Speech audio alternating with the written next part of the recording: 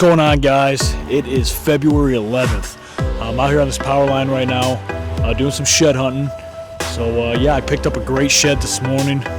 He's got 6 points on one side. I'll show you guys that at the end of this video. But you know, it's been pretty successful year so far. That was the 10th shed I found this year, and 2 deadheads, 8 this year drops. So it's been pretty successful. I think about 60% of the bucks are still holding around here, and from talking to guys out in Illinois and Iowa and Kansas, I think that's kind of true for all over right now, especially the Midwest. So we're still holding, but we're still putting miles on. You can't find them if you're not walking. So like I said, about 50 miles probably so far. But right now, when I get bored and I'm sitting at home, I review all my footage from the years past the hunting season. So I don't go in the woods with that camera. So I broke down some videos, kind of made like a little highlight reel or like never before seen scenes video. So right now we're gonna jump into that, and after that we'll go over some tips, tricks, kind of what I do when I'm shed hunting to better maybe help somebody out there and find their first shed or just continue adding to their pile. So let's jump in this video.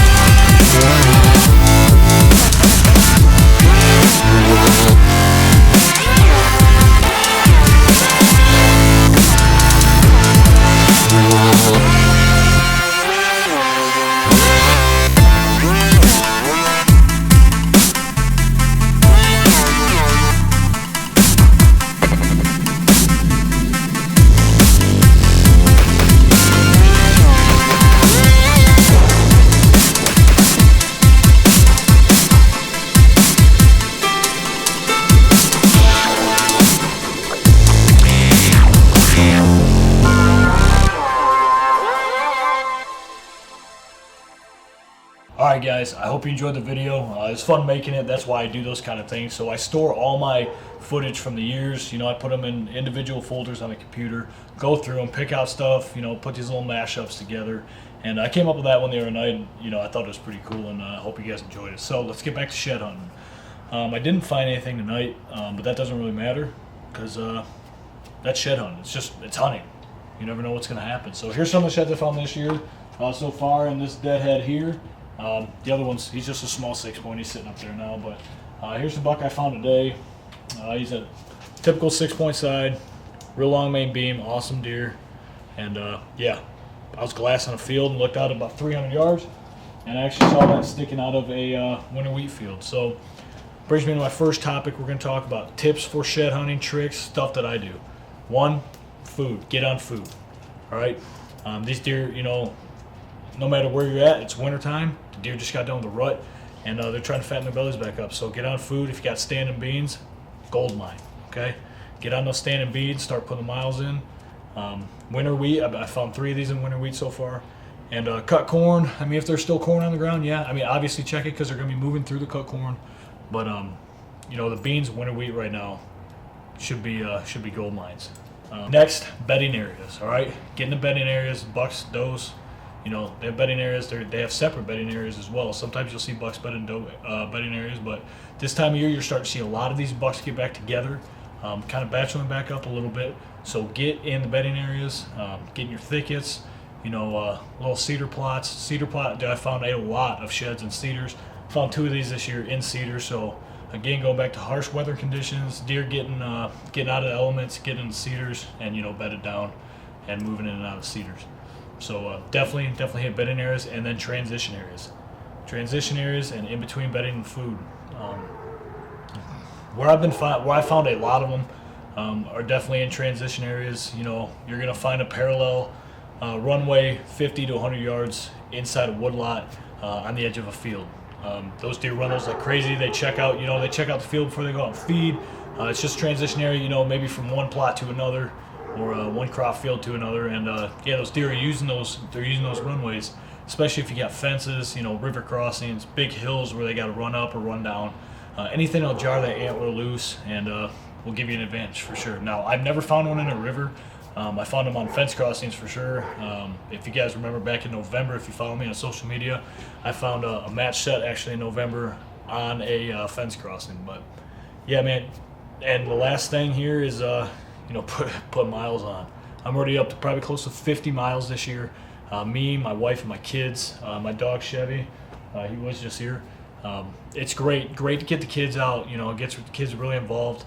We try to do, you know, hunting's big in my family, in my whole family, and I'm passing it down to my kids, and they absolutely love it. And they love going out and finding a shed that's like, I don't know, it's a feeling that it just kind of, your heart stops, like, oh, there's one right there, you know, grab, and the kids find them, and my wife finds them, you know, it's a great time. And the dog, he helps out a lot. He's a duck dog by trade, but you know, he's 3 years old, and I've been giving him sheds ever since he was a puppy, so he's got that smell. He'll start digging them up. He's brought one back to me, but mainly we use his nose and you know, get on the more used trails that the deer have been traveling on, that their scent's still on it. So the best is still ahead of us when it comes to shed hunting. All right, put the miles on, hit public, hit private.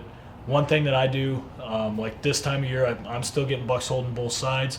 Like I said earlier, I'm pretty sure probably about 60% of bucks are still holding both sides. So my farm, where we got Rocky, we got the Giant 8, Skyscraper, those bucks there, Slick. I have not touched that farm yet, and I probably won't until the last week of February into March, for the reason being that buck isn't, or that farm doesn't have very much bedding on it.